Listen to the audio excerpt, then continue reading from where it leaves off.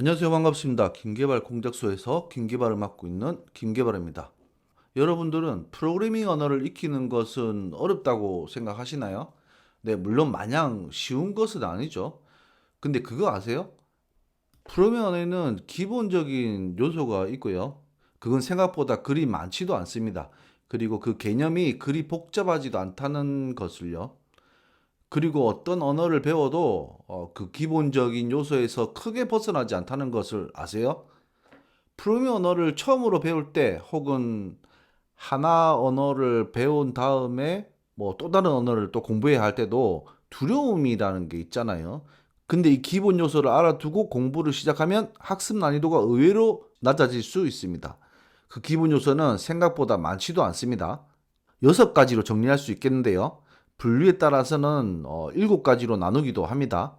이 프로그래밍 요소 6가지를 인지하고 있는 상태에서 프로그래밍 언어를 공부하기 시작하면 많은 도움이 될 것 같아서 이번 영상 준비했습니다. 하나씩 알아보도록 하죠. 첫 번째, input and output. 다른 영상, 그 헬로 월드에 대한 영상에서도 잠시 거론된 부분인데, 프로그래밍 언어에서 입력 혹은 뭐 출력 가장 먼저 다루는 부분입니다. 헬로 월드 하는 게 그거거든요.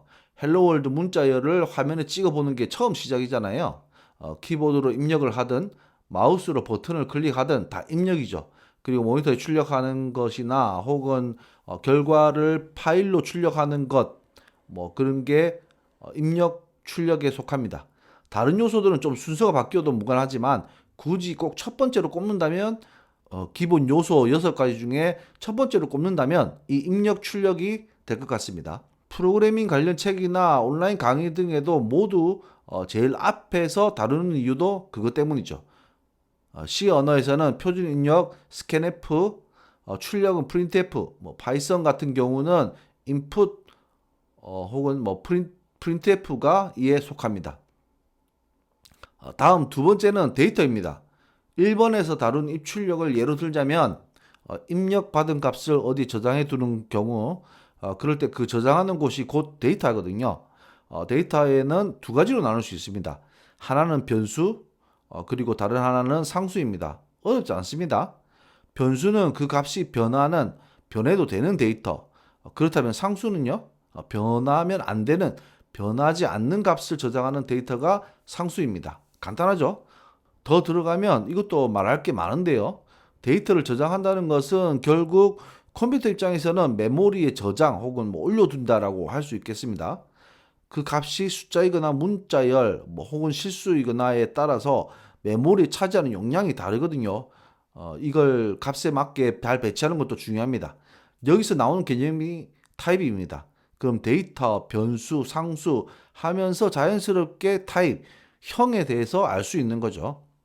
세 번째는 오퍼레이션, 연산자입니다. 연산자는 이미 알고 있죠? 더하기, 빼기, 나누기, 곱하기 그거예요. 그게 연산자입니다. 물론 사칙 연산 외에도 여러 가지가 있습니다.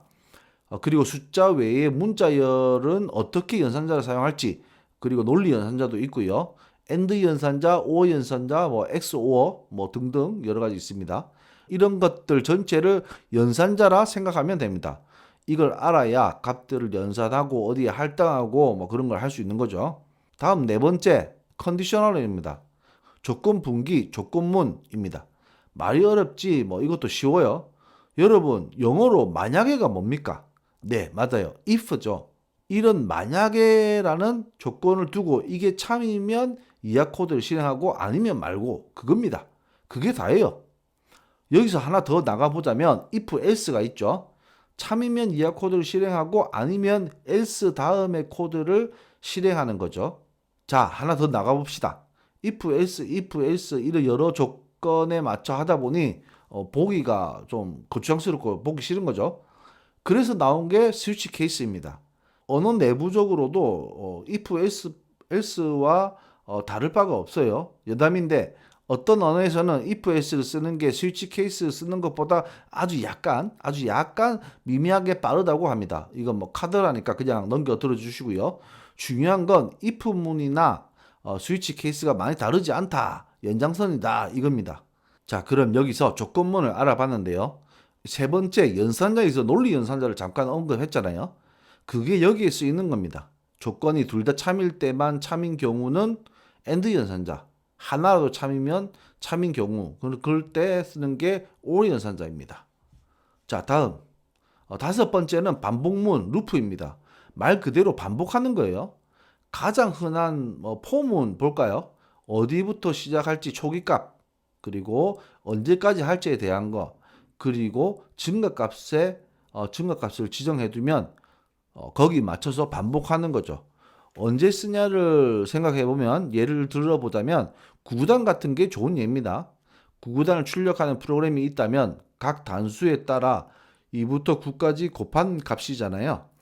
그걸 2단부터 9단까지 일정하게 반복하는 규칙, 룰, 패턴이 보이는 거죠. 그런 반복문 쓰면 되는 겁니다. 자, 마지막 여섯 번째, 서브루틴 그리고 함수입니다.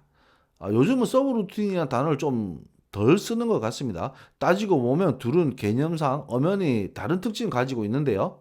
근데 여기서는 그냥 함수로 퉁쳐서 얘기해 봅시다. 함수는 우리가 학교 다닐 때 다 배운 거예요. y는 fx가 함수잖아요. f라는 함수에다가 x라는 인자를 넣으면 y가 나오는 겁니다. 있어 보이게 반환한다고 합시다. 리턴이죠. 개발자의 덕목 중에는 게으름이라는 게 있습니다. 게으름하면 좀 부정적인 의미 같지만 이 게으름은 컴퓨터 전반적으로 참 유익한 겁니다. 10번 해야 하는 행동이 있다면 10번 해도 되죠. 하지만 게으름을 피워서 한 번만 코드를 만들고 그걸 필요할 때 10번 호출만 하는 게 게으름. 그게 프로그래밍의 덕목이자 개발자의 덕목이거든요. 이때 쓰는 게 함수라고 생각하세요. 같은 패턴의 프로세스가 있다면 그걸 함수로 만들어 두고 다음에 같은 코드를 안 쓰더라도 함수를 호출해서 두고 잘난 척 하는 겁니다. 물론 반드시 여러 번 쓰이지 않더라도 함수를 만들어 호출할 때도 있습니다. 이건 코드를 좀 더 간결하게 보이게 하고 각 프로세스마다 분리해서 가독성을 높이기 위해서이기도 합니다. 그런 게 함수다. 서브루틴도 비슷한 말이고 따지고 보면 엄연히 다르지만 그냥 우리는 함수로 퉁치자입니다. 자, 이렇게 프로그래밍의 기본 요소, 프로그래밍 언어의 기본 요소 6가지를 정리해 봤는데요. 지금 가지고 계신 언어책이나 지금 가지고 계신 언어책이 있다면 한번 목차를 봐 보세요. 아마 언급한 6가지는 모두 있을 겁니다. 각 항목마다 좀 깊게 들어가는 부분이 있더라도 딱 여기서 크게 벗어나지는 않습니다. 각 항목마다 최대한 가볍게 개념을 훑어보기만 했는데 어느 정도 이해가 되셨으면 좋겠네요. 어떤 언어를 배우고 익히실 때 기본 개념 6가지에서 크게 벗어나지 않는다는 생각을 먼저 가지시고 시작을 해보시기를 권장드립니다. 그리고 공부하면서 각 언어마다 가진 특성들 익히고 또 별개의 개념들이 있겠죠. 그걸 차례대로 공부하시면 프로그래밍 언어를 익히는데 난이도가 조금은 내려갈 겁니다. 제가 오늘 준비한 내용은 여기까지고요. 내용이 유익하셨다면 좋아요와 구독 부탁드립니다. 감사합니다.